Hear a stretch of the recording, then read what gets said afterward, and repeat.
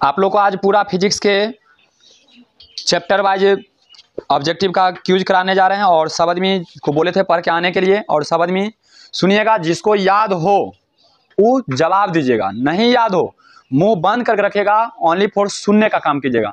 सुनने से क्या होगा, जब आपको बार बार सुनने से याद हो जाएगा। लेकिन हाँ, ये खास तौर पे फायदा हमारा जो क्यूज कराने जा रहे हैं रिवीजन, उसी को होगा जो पढ़ के आए हैं। और जो नहीं पढ़ के आए हैं ना, बाकी बात सुनेगा तो उसको लगेगा कि खाली हल्ला हो रहा है, पागल जैसा बोल रहा है, उसको लगेगा जो नहीं पढ़ के आए हैं। इसलिए यही हम कहेंगे, जो जब हम देते हैं याद करके लाने के लिए तो याद करके लाइए, और क्यूज कराते हैं, रिवीजन कराते हैं तो उसको सुनकर जवाब दीजिए। तो आते हैं पहला अध्याय भौतिकी के, जिसका नाम है परावर्तन तथा अपवर्तन, प्रकाश के परावर्तन तथा अपवर्तन। और ज़्यादा हल्ला नहीं कीजिएगा, और जिसको याद हो करेक्ट जवाब दीजिएगा। पहला क्वेश्चन है, जल की एक गोलीय बूंद में व्यास के अनुदिश आपतित प्रकाश किरण की कितनी बार अपवर्तन होता है? एक बार होता है। जल की एक गोलीय बूंद में व्यास के अनुदिश आपतित प्रकाश किरण की कितनी बार अपवर्तन होता है? एक बार। अगला क्वेश्चन है, लेंस में मुख्य फोकस की संख्या कितनी होती है? लेंस में मुख्य फोकस की संख्या कितनी होती है? 2 होती है। बताओगे समतल दर्पण द्वारा बना प्रतिबिंब कैसा होता है? काल्पनिक। समतल दर्पण द्वारा बना प्रतिबिंब कैसा होता है? काल्पनिक होता है। बताओगे सरल सूक्ष्मदर्शी में किसका उपयोग होता है? उत्तल लेंस का। सरल सूक्ष्मदर्शी में किसका उपयोग होता है? उत्तल लेंस का। सरल सूक्ष्मदर्शी जिसे हम अपनी आंखों से देख नहीं सकते हैं, उसको देखने के लिए जो माइक्रोस्कोप होता है, उसमें किस लेंस का उपयोग होता है? उत्तल लेंस का उपयोग होता है। उत्तल लेंस का काम क्या होता है? उत्तल लेंस का काम होता है छोटा वस्तु को बड़ा करके दिखा देना। यानी कहने का मतलब ये है, जो वस्तु नहीं हम अपनी खुली आंखों से देख सकते हैं, वह सूक्ष्मदर्शी यंत्र के माध्यम से देखते हैं, वह दिखेगा, है ना। इसलिए उसमें उत्तल लेंस का उपयोग होता है। अगला क्वेश्चन है, किस दर्पण की फोकस दूरी चिन्हों की परिपाटी के अनुसार ऋणात्मक मानी जाती है? अवतल दर्पण। किस दर्पण की फोकस दूरी के चिन्ह परिपाटी मानी जाती है ऋणात्मक? चल गई इंटरवल? इंटरवल सब चल गई। और जूली जी को फोन कर, सब आई हुई थी, तब वो सबको कहने को मैंने आप पढ़ाइए तो पढ़ेंगे।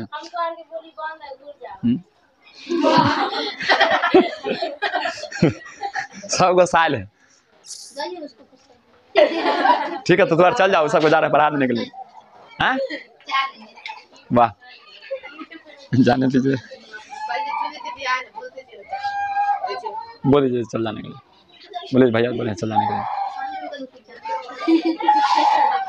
बोल दीजिए। जब चलिएगा तो पढ़ाएंगे किसको? चलिए बताओगे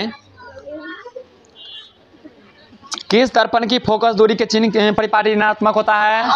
अवतल दर्पण की फोकस दूरी के चिन्ह परिपाटी क्या होता है? ऋणात्मक होता है। यानी ऋणात्मक में बताए थे, मूल बिंदु जो 0 होता है, 0 से फोकस दूरी जो होता है ऋणात्मक की ओर बनता है, इसलिए उसका चिन्ह परिपाटी क्या होता है? ऋणात्मक होता है। अगला क्वेश्चन में आते हैं, निम्नलिखित में से किस लेंस को अपसारी लेंस कहते हैं? अवतल लेंस को अपसारी लेंस कहते हैं। अवतल लेंस को अपसारी लेंस कहते हैं, और उत्तल लेंस को अभिसारी लेंस कहते हैं।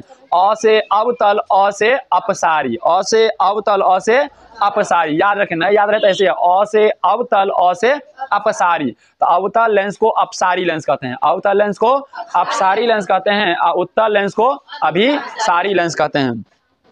अब आते हैं अगले क्वेश्चन में, एक अभिसारी किरण पुंज समतल दर्पण पर आपतित होती है। एक अभिसारी किरण पुंज समतल दर्पण पर आपतित होती है, तो परावर्तित किरण पुंज उसका क्या होगा? अभिसारी होगा। परावर्तित किरण पुंज क्या होगा उसका? अभिसारी होगा। बताओ, किसी समतल दर्पण द्वारा आवर्धन होता है +1 डायोप्टर, +1 डायोप्टर। समतल दर्पण द्वारा आवर्धन होता है +1। अगला क्वेश्चन है, निम्नलिखित में से किस दर्पण द्वारा किसी वस्तु का आभासी प्रतिबिंब बनता है? तीनों दर्पण में आभासी प्रतिबिंब बनता है। तीनों दर्पण में, समतलों में, उत्तलों में, अवतलों में। समतल में भी, उत्तल में भी, अवतल में आभासी प्रतिबिंब बनता है। क्या आभासी प्रतिबिंब कौन कौन दर्पण में बनता है? समतल, अवतल, उत्तल, तीनों दर्पण में आभासी प्रतिबिंब बनता है। और समतल दर्पण में आभासी काल्पनिक, समतल दर्पण में आभासी काल्पनिक। और अगला क्वेश्चन में आते हैं, आकाश का नीला रंग होना किस परिघटना का परिणाम है? प्रकाश के प्रकीर्णन के कारण, प्रकाश के प्रकीर्णन। आकाश का रंग जो नीला दिखता है प्रकाश के प्रकीर्णन के, प्रकाश के प्रकीर्णन मतलब ये होता है नीचे जो जल होता है, जल का रंग कैसा होता है? नीला। ऊपर से सूर्य का प्रकाश आता है और जल पर पड़ता है और जल से परावर्तित होकर प्रकीर्णित होकर फिर कहाँ चला जाता है? ऊपर चला जाता है। वही जो ऊपर प्रकाश जाता है वही ऊपर में नीला रंग को आच्छादित करता है। इसलिए प्रकाश, आकाश का रंग जो नीला दिखता है किसके कारण दिखता है? तो प्रकीर्णन के कारण। आकाश का रंग नीला दिखता है किसके कारण? प्रकीर्णन कारण। अगला क्वेश्चन में आते हैं, विरल माध्यम से सघन माध्यम में जाती हुई किरण मुड़ जाती है किधर की? अभिलंब की ओर। विरल माध्यम से सघन माध्यम में जाती हुई किरण मुड़ जाती है किधर की ओर? अभिलंब की ओर मुड़ जाती है।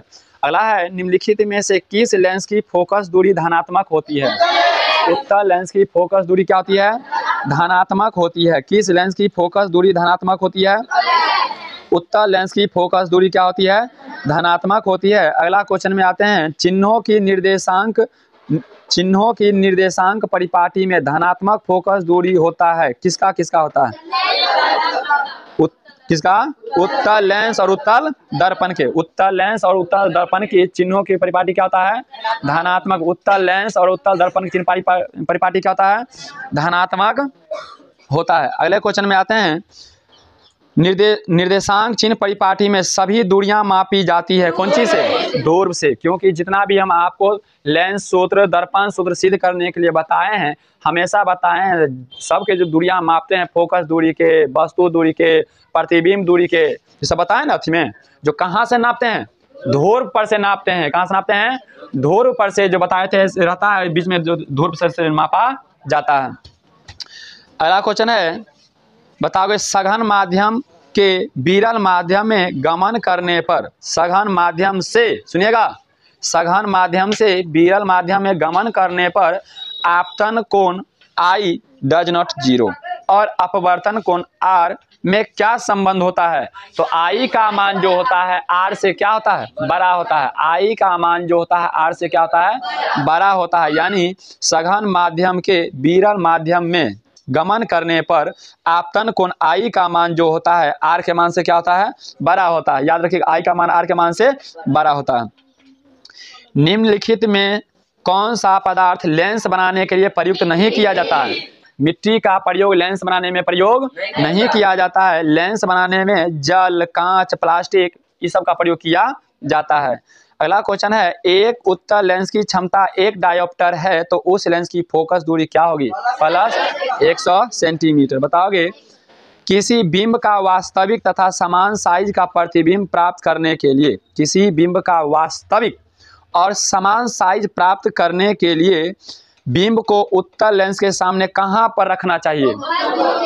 फोकस दूरी के दोगुनी पर। फोकस दूरी के दोगुनी पर, यानी फोकस दूरी से बताए थे ना, फोकस दूरी से जैसे कि बताए थे यहाँ, ऐसे कि यहाँ पे अगर फोकस दूरी है तो वस्तु कहाँ रखना होगा? यानी जितना ही फोकस दूरी है एक दोगुनी पर यहाँ पे हमको वस्तु को रखना पड़ेगा। ये बात नहीं कीजिए। अगले क्वेश्चन में आते हैं, किसी गोलीय दर्पण तथा किसी पतले गोलीय लेंस दोनों की फोकस दूरियां -15 सेंटीमीटर है। जैसे ही माइनस लगा दिया है तो दिमाग में सेट हो जाना चाहिए कौन सा दर्पण का चिन्ह परिपाटी? अवतल दर्पण का चिन्ह परिपाटी है। जैसे ही माइनस लगा दिया वैसे -15 सेंटीमीटर है तो दर्पण तथा लेंस संभवतः कैसा हो सकता है? दोनों अवतल हो सकता है। यानी लेंसो अवतल और दर्पण भी अवतल। सीधा सीधी याद रखिएगा, अवतल दर्पण और अवतल लेंस दोनों का चिन्ह परिपाटी ऋणात्मक होता है। उत्तल दर्पण और उत्तल लेंस दोनों के चिन्ह परिपाटी क्या होता है? धनात्मक होता है। याद रहेगा ना? बोलो, अवतल दर्पण अवतल लेंस ऋणात्मक, माइनस ऋणात्मक, उत्तल दर्पण उत्तल लेंस प्लस। आगे आते हैं, प्रकाश के अपवर्तन के कितने नियम हैं? 2। प्रकाश के अपवर्तन के कितने नियम हैं? परावर्तन के कितने नियम? उसके भी 2 नियम हैं। प्रकाश के परावर्तन के भी कितने नियम हैं? 2 नियम है। बहुत ही इंपॉर्टेंट क्वेश्चन ये दोनों में से वो रहता ही हर साल, है ना? बोलिए, प्रकाश के अपवर्तन के भी कितने नियम? 2। प्रकाश के परावर्तन के कितने नियम? 2 नियम होते हैं। अब आते हैं, सरल सूक्ष्मदर्शी में किसका उपयोग होता है? उत्तल लेंस का। भी क्वेश्चन को रिपीट करें, सरल सूक्ष्मदर्शी, सरल मतलब छोटा, सरल मतलब छोटा। असूक्ष्मदर्शी मतलब देखने वाला, जिसे हम अपनी नंगी आंखों से देख नहीं सकते हैं, जिसे देखने के लिए सूक्ष्मदर्शी यंत्र की आवश्यकता होती है, उसे सरल सूक्ष्मदर्शी कहते हैं। तो सरल सूक्ष्मदर्शी में किस लेंस का उपयोग होता है? उत्तल लेंस का उपयोग होता है। ऐसा क्यों होता है? क्योंकि उत्तल लेंस एक ऐसा लेंस है जिसमें छोटा छोटा वस्तु को बड़ा करके दिखाता है, जिससे कि जो वस्तु हम अपनी नंगी आंखों से नहीं भी देख लेते हैं उसको हमको दिखा सकता है। आज सुबह